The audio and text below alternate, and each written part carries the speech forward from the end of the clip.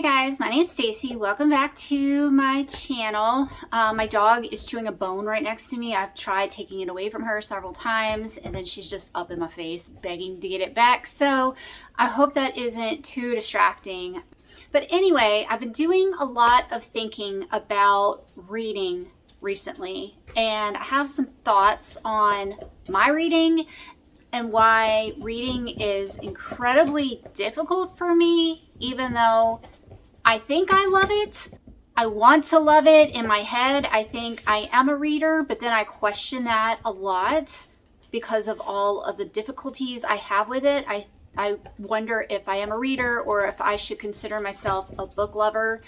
But I have some reasons, and I'd like to talk about these things, mainly because I would love advice.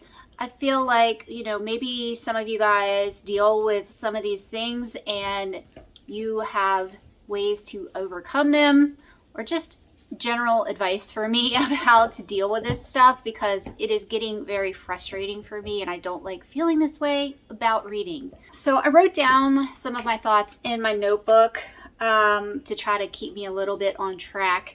But the first thing I wrote down is that I am overwhelmed with choices. And it's not just with reading. I'm easily overwhelmed with choices with so many things in my life. Say cooking dinner. When I have to figure out what to make for dinner, I basically shut down and I beg my family for suggestions, like, please just tell me what to make and I will make literally anything. And all I normally get from them is, whatever you feel like making, Mom.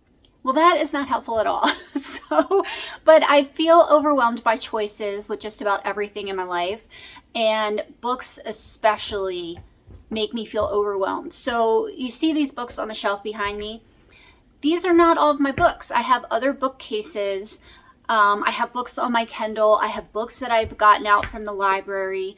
And honestly, seeing all of these makes my brain shut down. I feel a lot of guilt if I choose one book over another book. I feel a lot of guilt if there is a readathon going on, especially one that is hosted by one of my friends. I really want to do all the readathons and support the readathons because I think they're really cool and they're fun. But actually doing them and picking out a TBR and trying to fill prompts is just so hard. It's so hard for me, and it kind of makes the whole process miserable. So I was thinking a lot about how I used to read before BookTube was ever a thing, before YouTube was a thing, before social media was a thing, back when I was in high school and in my early 20s. My husband is also a very big reader, much bigger than I am.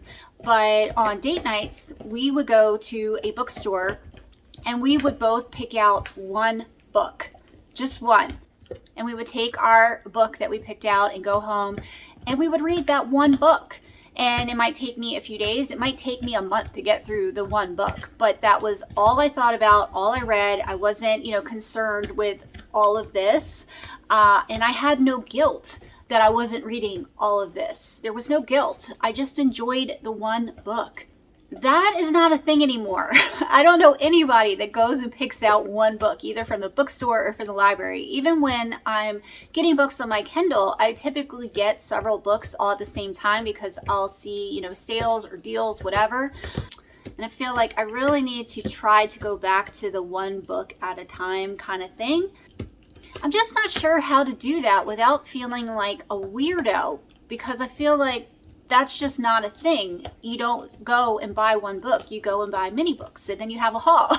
So I just feel weird about it. The other part to how I used to read 100 years ago, feels like now anyway, I didn't review books. There was no Goodreads, there was no Instagram, YouTube. Like I said, there was no social media in my early 20s. And so I didn't review books. Sometimes me and my husband would discuss the books that we were reading and talk to each other about them. Or if I had a friend who was reading a popular book that was out at the time and we both were reading the same book, we would discuss it. But other than that, we weren't reviewing books back then. And I find reviewing books to be like the most stressful thing ever. I came from a very bad school system, And I feel like my education is extremely lacking. So I don't feel like I'm up to par with a lot of other people who review books. I feel like my opinion is just kind of silly.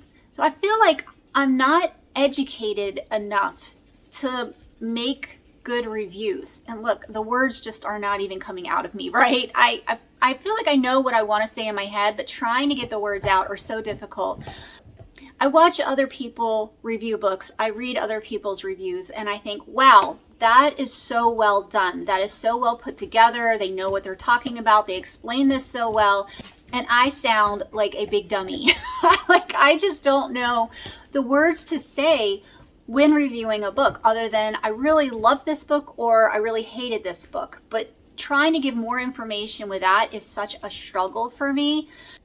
So the act of doing reviews really just adds this layer of stress to the reading process. So I kind of miss the days where I don't do reviews, but then it's like, how can I be a part of the community, which I love. I absolutely love being here. I wonder, what can I contribute if I'm not doing reviews? The next thing I want to talk about is I feel like reading is very competitive now. I didn't feel like it was competitive 100 years ago at all. We all just kind of read our own things at our own pace. But today's reading is very competitive. It's become like this sport.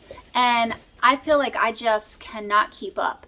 One of the things that came to my mind was I feel like the majority of readers out there today are on this professional baseball team. And I'm just alone in my backyard, throwing the ball up in the air and trying to hit the one ball and failing. So I feel like I don't belong with the rest of everybody else. I feel like I don't belong on the team because I'm barely able to hit one ball by myself. I just cannot keep up with the amount of reading that everybody else does, the amazing reviews that everybody else does. And a lot of times that makes me feel like a failure. Like, what am I doing wrong where everybody else is just knocking it out of the park and I'm like in the stands eating a hot dog? That's how it feels. It makes me sad that I feel that way because this isn't coming from anyone else. No one else is making me feel this way. This is all my own, maybe just insecurities that I was, born with. I am not blaming anyone for these feelings that I'm having, and I don't want it to come across that I feel like other people should not be hitting it out of the park. I'm over here cheering for y'all. Like, I am so proud of everybody that can accomplish all of these amazing things. It just, I don't know. Do I have low self-esteem? Is that it? I don't know what it is, but I feel like I can't compete and I don't belong. And so I struggle. And that sometimes makes reading feel not as fun, especially as it used to feel years ago. Another thing that I need to mention is I have ADHD, which makes me highly distractible. I am literally like a 2-year-old. I just cannot sit still. I can't focus. I will reread the same sentence over and over and over again. Even if I'm listening to audiobooks, a lot of times my mind drifts off into space. I have a really hard time reading. A physical book is the worst for me. I cannot sit still for nothing. Anytime I attempt to sit still, my brain is just screaming at me to get up and to move and to sweep the floor, to do a load of laundry, to check the dog's food bowl to make sure there's enough food in there. Just a million different things are pinging around in my brain that make it impossible to sit still. And I really hate that. I wish I could just chill out. I love watching the people who vlog their reading and they show themselves like all cozy on the couch. They have their little cup of tea and they're just calm and peaceful and reading, and it's beautiful. And I want that so bad. That's one of the main reasons why I don't read nearly as much as other people read, because I just can't sit still to do it. I just feel like there's a million things that need to get done. And even if I weren't sitting down reading, if I were up and, trying to focus on laundry or trying to focus on organizing something, whatever it is, I'm all over the place. So I'm one of those people that will just kind of go from room to room to room to room and not really accomplish anything. I'm doing like 10% of all the things. So nothing is finished. And so I'm frustrated, not just with my reading, but with life in general. Everything is a struggle. But yeah, reading, especially sitting still and focusing on the words on the page, is so hard. And the last thing I'm going to mention, and this is really tough for me, but I think it's one of the major reasons why reading is such a struggle for me. It stems from my childhood, stems from trauma from my childhood, like so many things that we go through as adults. But some of you know that my mom was extremely sick when I was growing up. She was just always sick. And with the illness that she had, she was always very heavily medicated. And all of the medications made her very tired. So I grew up watching my mom sleep a lot during the day. My mom would, get up, give me breakfast, whatever, and then she would take to bed and just be in bed for hours. And I would witness my friends' moms doing all kinds of things, taking them to their play dates, sporting events, whatever, going grocery shopping, just, being awake and moving during the day. And I didn't witness that. And when I was a kid, I didn't understand what my mom was going through. I didn't understand her sickness at all. I wasn't told anything. And so I just saw my mom sleeping all the time. And in my kid brain, I associated that with laziness. I thought my mom was very lazy. And I resented that. I resented her laziness.